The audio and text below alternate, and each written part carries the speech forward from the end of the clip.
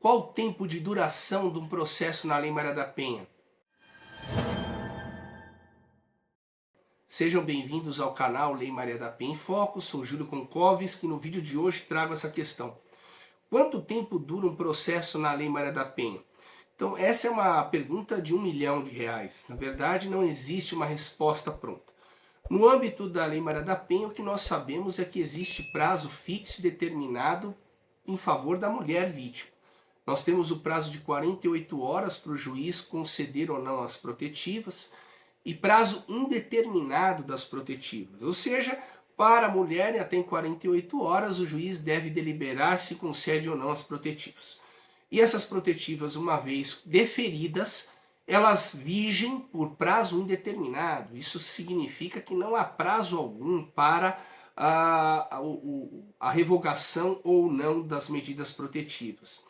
Perfeito? Então avançamos. Nos casos de medidas protetivas, sabemos que não há prazo determinado, porque as medidas protetivas elas estão apoiadas em cima do risco. Então não é possível prever quando o risco irá cessar. Razão pela qual, em tempos, o juiz deve reavaliar a situação e, não existindo mais situação de risco, deve o juiz revogar as protetivas ou, subsistindo a situação de risco, deve mantê-las. Agora vamos falar do processo criminal no âmbito da Lei Maria da Penha. Imagine que essa situação evoluiu e o fato que ensejou as protetivas também gerou um processo criminal. Veja que esse processo também está subordinado, sujeito a uma série de variantes que vão implicar no tempo de duração desse processo.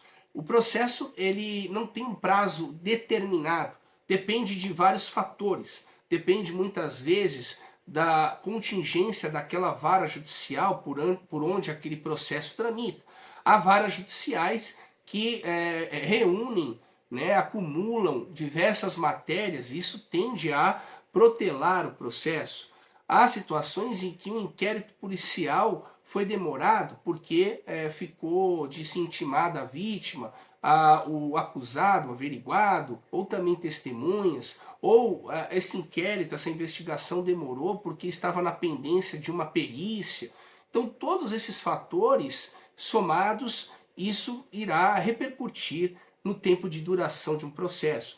Havendo o processo, pode ocorrer a demora na citação do acusado, que vai tentar ser, que vai ser intimado de diversas formas, mas se ele não é citado, há citação por edital e esse processo ele é suspenso. Então, no caso de suspensão, pela não localização do acusado, e de fato esse processo tenderá a demorar mais.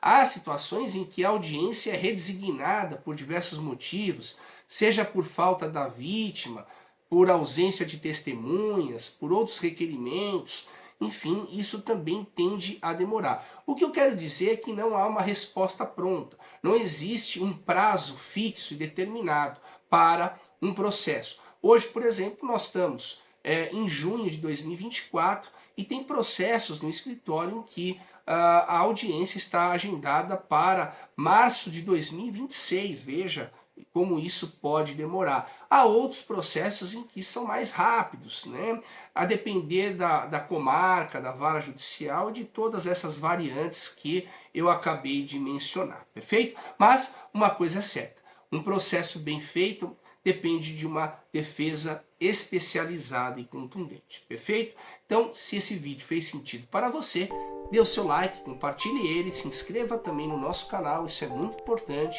E lembrem-se, respeitem as mulheres.